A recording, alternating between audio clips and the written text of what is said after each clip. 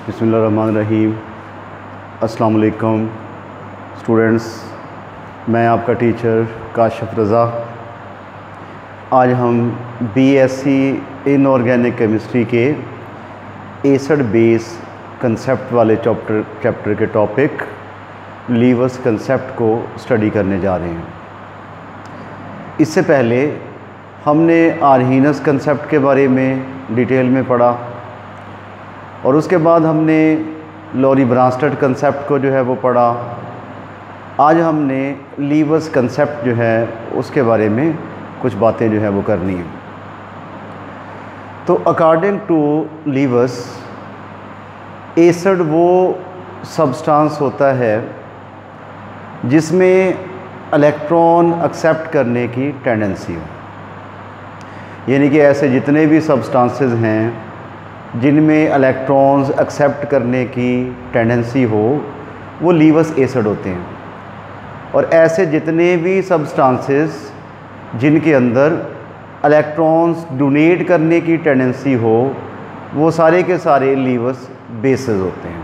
ठीक है, तो इसकी डेफिनेशन में अगर हम देखें कि लीवर्स एसिड जो है वो क्या होता है कि species substances having tendency to accept electronic pair, कि जिनमें इलेक्ट्रॉनिक पेयर को एक्सेप्ट करने की टेंडेंसी होती है वो लीवर्स एसिड होते हैं। मतलब यहाँ पे देखें, हमारे पास एक अमोनिया है। अमोनिया में नाइट्रोजन के पास एक लोन पेयर होता है, ये एक लोन पेयर है। लोन पेयर इलेक्ट्रॉन्स का ऐसा पेयर होता है जो बॉन्ड बनाने में इन्वॉल्व नहीं होता। अब H पॉजिटिव है, H पॉजिटिव के पास एक ही इलेक्ट्रॉन होता है, हाइड्रोजन के पास H पॉजिटिव से मुराद है कि इसका s ऑर्बिटल जो है वो एम्प्टी है। अब क्या करेगा कि अमोनिया जो है ये अपना इलेक्ट्रॉनिक पेयर डोनेट करेगा और H पॉजिटिव आयन जो है उसको एक्सेप्ट करेगा। ठीक है, तो अब यहाँ पे जो H पॉजिटिव आयन है ये एक्ट कर रहा है एज अ एसिड और अमोनिया जो है वो एक्ट कर रहा है एज अ बेस। ठीक है, तो H पॉजिटिव एसिड के तौर पे एक्ट क्यों कर रहा है? क्योंकि H पॉजिटिव के पास जो है एक एम्प्टी ऑर्बिटल है और इसमें इलेक्ट्रॉन एक्सेप्ट करने की टेंडेंसी है, तो लिहाजा H पॉजिटिव जो है वो एसिड के तौर पे एक्ट करेगा और अमोनिया जो है वो बेस के तौर पे एक्ट करेगा, क्योंकि अमोनिया में नाइट्रोजन के पास एक लोन पेयर है और ये टेंडेंसी रखता है इस लोन पेयर को डोनेट करने की। ठीक है, जो H पॉजिटिव आयन है वो एसिड और जो अमोनिया है वो बेस हो जाएगा। अब दूसरे रिएक्शन में देखें कि हमारे पास जो वाटर है, वाटर में ऑक्सीजन के पास क्या होते हैं जी? दो लोन पेयर होते हैं, जबकि HCl जो है ये जनरेट करता है H पॉजिटिव आयन। ठीक है, HCl जो है वो क्या करता है? ये H पॉजिटिव आयन जनरेट करता है। अब ये वाला जो H पॉजिटिव आयन है वो वाटर के ऑक्सीजन के लोन पेयर के साथ बनाता है कोऑर्डिनेट कोवलेंट बॉन्ड। ठीक है, तो ये कोऑर्डिनेट कोवलेंट बॉन्ड बना के कन्वर्ट हो जाएगा हाइड्रोनियम आयन में। ये आपके पास हो गया हाइड्रोनियम आयन और साथ में क्या बनेगा? OH negative ion. ठीक है, sorry Cl negative ion. Hydronium ion और Cl नेगेटिव आयन जो है वो बन जाएगा। ठीक है, तो यहाँ पे जो H पॉजिटिव है फ्रॉम HCl वो एक्ट कर रहा है एज अ एसिड और जो वाटर है वो बेस के तौर पे एक्ट कर रहा है, क्योंकि वाटर में ऑक्सीजन के पास जो है वो लोन पेयर है और इसको ये डोनेट करने की टेंडेंसी जो है वो रखता है। तो ये आपके पास हो गया एसिड और वाटर जो है ये आपके पास हो गया बेस जो है वो हो गया। ठीक हो गया। अब एसिड की कंसेप्ट आ गया समझ में कि एसिड क्या होते हैं? लीवर्स एसिड कि ऐसी स्पीशीज़ जिनमें इलेक्ट्रॉनिक पेयर एक्सेप्ट करने की टेंडेंसी हो वो लीवर्स एसिड होते हैं। अगर हम बात करें लीवर्स बेस की तो उसका भी हमने पढ़ा कि वो स्पीशीज़ जिनमें इलेक्ट्रॉन डोनेट करने की टेंडेंसी होती है वो लीवर्स बेस कहलाते हैं। ठीक है, अब यहाँ पे देखें आपके पास जो है वो पैराडीन है। पैराडीन में नाइट्रोजन के पास एक लोन पेयर है, यहाँ से निकलने वाला H पॉजिटिव इसके साथ बनाएगा कोऑर्डिनेट कोवलेंट बॉन्ड, तो पैराडीन जो है यहाँ पे बेस के तौर पे एक्ट कर रही है और HCl जो है ये एसिड के तौर पे ये एक्ट कर रहा है। इसी तरह एल्यूमिनियम क्लोराइड। अब एल्यूमिनियम जो है इसके ऊपर एक एम्प्टी ऑर्बिटल होता है। एल्यूमिनियम क्लोराइड जो मॉलिक्यूल है, यहाँ पे आपके पास एल्यूमिनियम क्लोराइड, इसके पास एक एम्प्टी ऑर्बिटल होता है। ठीक है, तो जितना कोई भी कंपाउंड है, कंपाउंड में अगर किसी एलिमेंट के ऊपर एम्प्टी ऑर्बिटल मौजूद होता है तो उस कंपाउंड में इलेक्ट्रॉन एक्सेप्ट करने की टेंडेंसी ज़्यादा होती है, तो लिहाजा वो कंपाउंड क्या होगा, एसिडिक के नेचर होगा, क्योंकि वो इलेक्ट्रॉन एक्सेप्टर है। इलेक्ट्रॉन एक्सेप्टर जो है वो एसिडिक के नेचर है। यहाँ पे एल्यूमिनियम इलेक्ट्रॉन एक्सेप्ट कर रहा है तो ये एक्ट करेगा एज अ एसिड, जबकि अमोनिया में एक लॉन पेयर है, ये इसको डोनेट कर सकता है, तो अमोनिया एक्ट करेगा एज अ बेस। ठीक है, तो एसिड क्या हो गया, इलेक्ट्रॉन डोनर, और बेस जो है वो क्या हो गया, इलेक्ट्रॉन एक्सेप्टर जो है वो हो गया। आगे इसकी क्लासिफिकेशन है कि लीवस एसिड जो है वो कितनी किस्म के होते हैं। तो पहली इसकी जो टाइप है वो है सिंपल कैटाइन।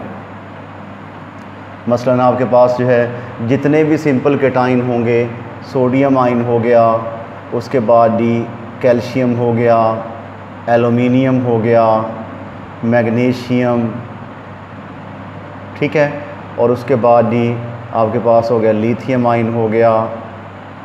ठीक है, ये सारे के सारे क्या होंगे, सिंपल कैटाइन होंगे। ये सारे के सारे सिंपल कैटाइन हैं, और जितने भी सिंपल कैटाइन होते हैं वो एसिडिक इन नेचर होते हैं। उसकी वजह क्या है कि कैटाइन बनता ही उस वक़्त है जब उसमें इलेक्ट्रॉन की जो है वो कमी कर दी जाए। अब अगर हम बात करें सोडियम की, तो सोडियम में एक इलेक्ट्रॉन की कमी है, ये एक इलेक्ट्रॉन एक्सेप्ट कर सकता है। कैल्शियम में 2 इलेक्ट्रॉन की कमी है, पॉजिटिव 2 चार्ज है, तो ये 2 इलेक्ट्रॉन एक्सेप्ट कर सकता है। एल्यूमिनियम 3 इलेक्ट्रॉन एक्सेप्ट कर सकता है। मैग्नीशियम जो है वो 2, और लिथियम जो है वो 1 इलेक्ट्रॉन एक्सेप्ट कर सकता है। तो अब इन तमाम कैटाइंस में इलेक्ट्रॉन्स एक्सेप्ट करने की टेंडेंसी होती है, तो लिहाजा जितने भी सिंपल कैटाइन होंगे वो सारे के सारे एसिडिक के नेचर होंगे। ठीक हो गया, यानी कि सिंपल कैटाइंस में इलेक्ट्रॉन्स को एक्सेप्ट करने की टेंडेंसी होती है, तो लिहाजा सिंपल कैटाइन क्या होंगे, वो एसिडिक के नेचर होंगे। इलेक्ट्रॉन एक्सेप्टर जो हैं वो लीवस एसिड होते हैं। यहाँ पे इस रिएक्शन में देखें कि कॉपर है, इसके ऊपर पॉजिटिव 2 चार्ज है। कॉपर के ऊपर पॉजिटिव 2 चार्ज से मुराद ये है कि ये 2 इलेक्ट्रॉन्स एक्सेप्ट कर सकता है, जबकि अमोनिया जो है इसमें लॉन पेयर मौजूद है, ये 2 इलेक्ट्रॉन डोनेट कर सकता है। तो इसका रिएक्शन होगा, रिएक्शन होने के बाद आपके पास ये कम्प्लेक्स बन जाएगा। कम्प्लेक्स बना, इस कम्प्लेक्स का बनना भी एसिड बेस रिएक्शन है ये, कि इसमें अमोनिया जो है वो बेस के तौर पे एक्ट कर रहा है, जबकि कॉपर जो है ये एसिड के तौर पे एक्ट कर रहा है। ठीक है, तो इन दोनों में बन रहा है कोऑर्डिनेट कोवलेंट बॉन्ड। ठीक है, तो अमोनिया जो है इलेक्ट्रॉन डोनेट करेगा, कॉपर उसको जो है वो एक्सेप्ट करेगा, आपके पास कॉपर का कम्प्लेक्स जो है वो बन जाएगा। इसी तरह कोबाल्ट है, कोबाल्ट यहाँ पे एसिड के तौर पे एक्ट करेगा, क्योंकि इसमें इलेक्ट्रॉन एक्सेप्ट करने की टेंडेंसी है। और वाटर जो है ये बेस के तौर पे एक्ट करेगा, क्योंकि इसमें लॉन पेयर है ऑक्सीजन के पास, ये इसके साथ कम्प्लेक्स बनाएगा और आपके पास ये एसिड बेस रिएक्शन हो जाएगा। और जितने भी ऐसे एलिमेंट्स हैं कि जिनका कंपाउंड बनने के बाद जिनके पास कोई एम्प्टी ऑर्बिटल रह जाता है, जिनके पास कोई एम्प्टी ऑर्बिटल जो है वो मौजूद होता है, वो एक्ट करते हैं एज अ लीवस एसिड। मसलन ये BF3 हो गया, और उसके बाद ये एल्यूमिनियम क्लोराइड हो गया, इनके पास एम्प्टी ऑर्बिटल मौजूद होता है। एम्प्टी ऑर्बिटल, तो अगर एम्प्टी ऑर्बिटल मौजूद होगा तो उनमें इलेक्ट्रॉन एक्सेप्ट करने की टेंडेंसी मौजूद रहेगी। जब इलेक्ट्रॉन एक्सेप्ट करने की टेंडेंसी मौजूद रहेगी तो वो कंपाउंड एक्ट करेंगे एज अ लीवस एसिड, क्योंकि इलेक्ट्रॉन एक्सेप्टर जो है वो लीवस एसिड होता है। ठीक है, तो यानी कि कोई भी कंपाउंड जिसमें किसी एलिमेंट के ऊपर कोई एम्प्टी ऑर्बिटल मौजूद रहे तो वो लीवस एसिड के तौर पे एक्ट करता होता है। उसके बाद अगर ट्रांजिशन मेटल्स की बात करें, ट्रांजिशन मेटल में जिस मेटल के पास भी एम्प्टी ऑर्बिटल मौजूद रहेगा वो भी लीवस एसिड के तौर पे जो है वो एक्ट करेगा। ठीक है, तो ये क्लासिफिकेशन होगी है लीवस एसिड्स की। इसी तरह लीवस बेस जो हैं, जितने भी एलिमेंट्स कंपाउंड में मौजूद एलिमेंट के ऊपर अगर कोई लॉन पेयर मौजूद है, मतलब वाटर हो गया, अमोनिया हो गया, या नेगेटिव आयन जितने भी हैं वो सारे के सारे लीवर्स बेस के तौर पे जो हैं वो एक्ट करते हैं। ठीक है, इनके वो इलेक्ट्रॉन डोनेट कर सकते हैं, इसलिए लीवर्स बेस के तौर पे वो एक्ट करेंगे। ठीक है, अच्छा अगर इनके हम एडवांटेज की तरफ जाएं तो इसके एडवांटेज में ये होता है कि the concept involves those reactions in which no protons are involved. कि हम पीछे कंसेप्ट में हम पढ़ चुके हैं कि भी इलेक्ट्रॉन प्रोटॉन डोनर जो है वो एसिड होता है और प्रोटॉन एक्सेप्टर जो है वो बेसिक इन नेचर होता है। लेकिन यहाँ पे ये जो कंसेप्ट है ये बेस कर रहा है सिर्फ इलेक्ट्रॉन्स की डोनेशन पे या इलेक्ट्रॉन्स के एक्सेप्ट करने पे। ठीक है, तो यानी कि इलेक्ट्रॉन्स प्रोटॉन्स की मूवमेंट जो है, प्रोटॉन्स का मौजूद होना इस कंसेप्ट में जो है वो ज़रूरी नहीं है। It explains the basic properties of metallic oxide. इस कंसेप्ट से हमें क्लियर हुआ कि जो मेटेलिक ऑक्साइड्स हैं वो बेसिक इन नेचर होते हैं। क्योंकि मसलन आपके पास जो है वो कैल्शियम ऑक्साइड है, वो बेसिक इन नेचर है। इसको चेक कैसे करना है कि बेसिक इन नेचर है? कि अगर हम कैल्शियम ऑक्साइड को वाटर में डिज़ोल्व कर देते हैं तो हमारे पास बन जाता है कैल्शियम हाइड्रोक्साइड, जो कि एक बेस है। तो लिहाजा ये जो मेटेलिक ऑक्साइड है कैल्शियम ऑक्साइड, ये क्या होगा? ये बेसिक इन नेचर होगा।